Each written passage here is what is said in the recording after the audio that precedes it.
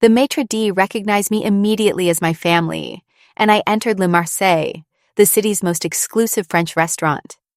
I saw a flicker of recognition in his eyes, but he remained perfectly professional. "Good evening," my sister Anna said with an air of authority. "Reservation for Walker, party of 4. I lingered behind, observing my parents and sister perform their usual routine, making sure everyone noticed their designer outfits, expensive watches, and air of belonging. They hadn't wanted to invite me to this birthday dinner, but appearances mattered. People would wonder why the eldest Walker daughter wasn't at her father's celebration. "Right this way," the maitre d' said, leading us through the elegant dining room. I noticed the subtle glances from the staff and the small nods of recognition they tried to hide. Anna eyed my simple black dress with barely concealed disdain. "I'm surprised you didn't wear one of your discount store specials, Sarah." "Some of us have different priorities than designer labels," I replied calmly. "Yes, like barely making rent on that tiny apartment," she smirked. Mom gave us both a warning look as we sat down. "Girls, please, it's your father's birthday." Dad was already studying the wine list, his face pinched at the prices. "These markups are highway robbery." I suppressed a smile, recalling the actual wholesale costs. "Sarah probably needs to check the prices before ordering," Anna stage whispered to Mom. "Wouldn't want her to embarrass herself." A waiter approached Jean-Luc, one of my best employees. I saw the moment my family dismissed him as just another server. "Can you even afford this place?" Anna continued, examining her menu. "Maybe you should just get an appetizer." That's when Jean-Luc spoke. "Welcome back, Ms. Walker. Your usual table was reserved for another party, but I hope this one is satisfactory." Dad choked on the complimentary water. Mom's menu slipped from her fingers. Anna's face went from smug to stunned in record time. "It's perfect, Jean-Luc," I smiled, "and thank you." "Your usual wine, Miss Walker?" he asked innocently, as if he hadn't just dropped a social bomb at the table. "Yes, please, the 1982 Bordeaux." Dad's face went pale. That bottle cost more than his monthly country club dues. "Sarah," Mom managed weakly, "what is going on?" I took a sip of water, savoring the moment. "Oh, didn't I mention? I bought Le Marseille 6 months ago, along with the entire restaurant group." Anna's mouth opened and closed like a fish. But you live in that tiny apartment. You shop at normal stores." "Because I choose to," I said simply. "Unlike some people, I don't measure success by what I wear or where I live." Jean-Luc returned with the wine, presenting it with a flourish. "An excellent choice as always, Miss Walker. Shall I have Chef Léon prepare your favorite soufflé for dessert?" "That would be lovely," I smiled. "And please bring us the full tasting menu." It's a special occasion after all.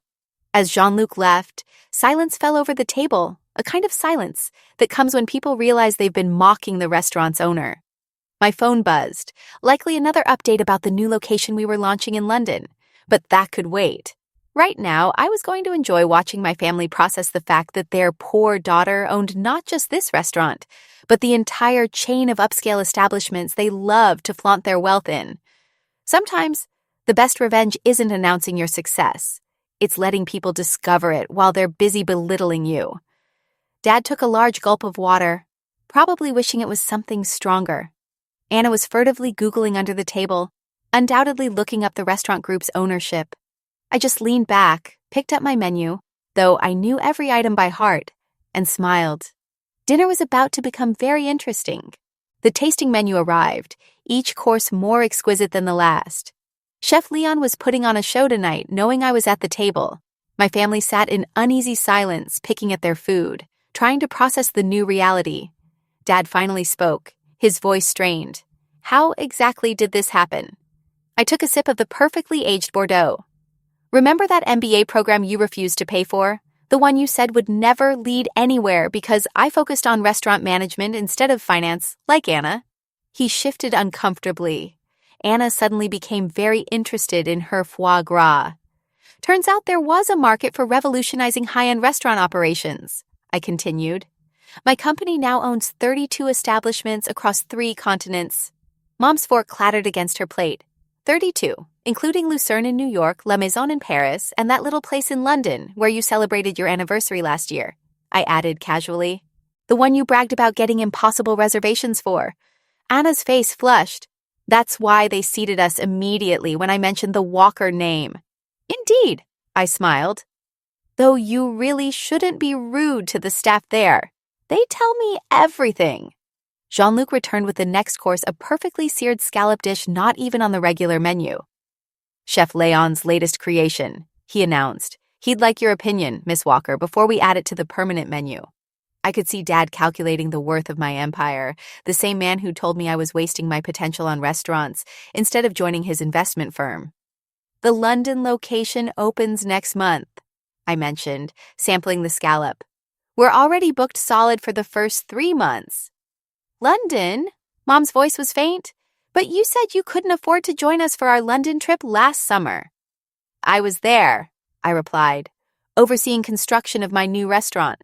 I just stayed in my penthouse instead of the family hotel. Anna's phone buzzed, likely a friend in our social circle who'd noticed us and spread the word about who truly owned their favorite restaurant. Is that why you never moved to a bigger apartment? She asked. Never bought designer clothes? I prefer to invest in things that matter, I replied, like paying my staff the highest wages in the industry, providing health insurance and educational benefits, creating something meaningful instead of just flaunting wealth. The sommelier approached with another bottle of wine. Ms. Walker, that investment group is here again. They're offering to buy the restaurant chain. Tell them what you always do, Philippe, I smiled.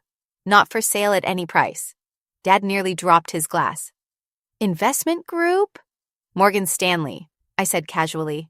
They've been trying to acquire us for months, offered 12 times earnings last week. The look on his face was priceless, especially since he, an investment banker, had dismissed my business plan years ago.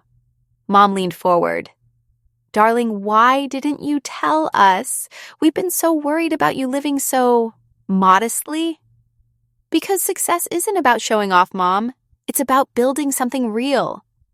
I gestured around the elegant dining room. Everything I own, I built myself. No family money, no connections, no trust fund. Anna's face shifted from shock to calculation. So, about reservations. Still need to be made in advance. I cut her off.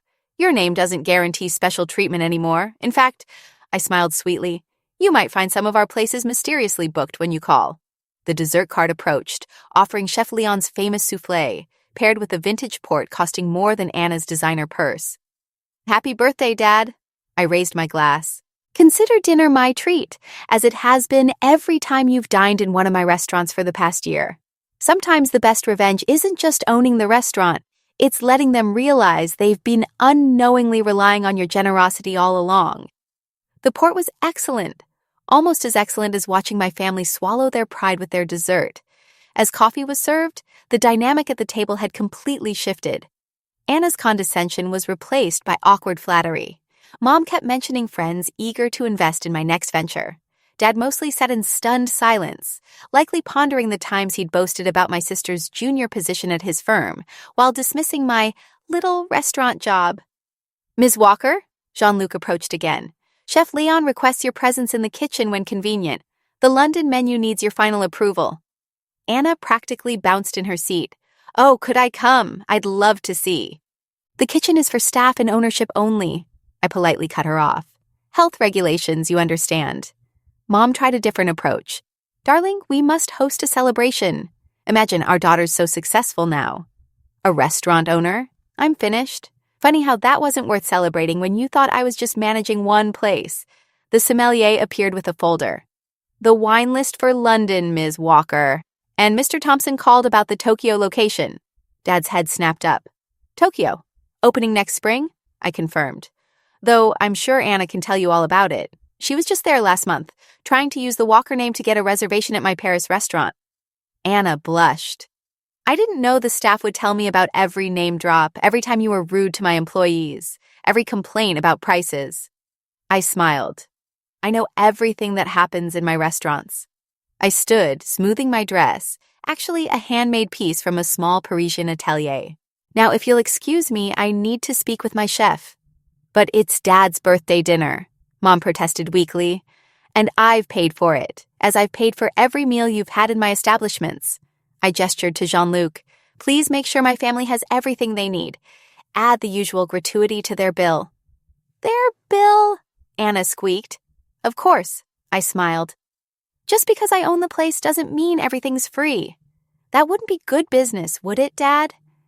In the kitchen, Chef Leon greeted me with enthusiasm, showing me the planned menu for London. As we discussed wine pairings and seasonal specials, I could see my family through the kitchen's viewing window, huddled in conversation. My phone buzzed with a text from Anna. I'm sorry, for everything, for how we treated you. Another from Mom. We were wrong, so wrong. Finally, one from Dad. I never saw it. Your vision, your potential. Can we talk, please? I typed a single response to all of them. Reservations required, 3-month waiting list, no exceptions. Then I turned back to Chef Leon's brilliant creations, to the empire I'd built while they weren't watching, to the success they'd never seen coming. Later that night, as I walked through my modest apartment, actually the entire top floor of the building, minimally furnished because I preferred it that way, I looked at the framed review from when I'd first bought Le Marseille. Unknown buyer transforms struggling restaurant into culinary empire. Unknown, underestimated, unstoppable. I picked up my phone and sent one final text to my family. Next time you judge someone's worth, remember, the person you're looking down on might actually own the ground you're standing on. Then I opened my laptop to review plans for the Tokyo location. After all, success isn't about proving others wrong. It's about continuing to prove yourself right. And sometimes, the sweetest taste isn't in the finest wine or the perfect souffle. It's the moment they realize they've been benefiting from your success all along.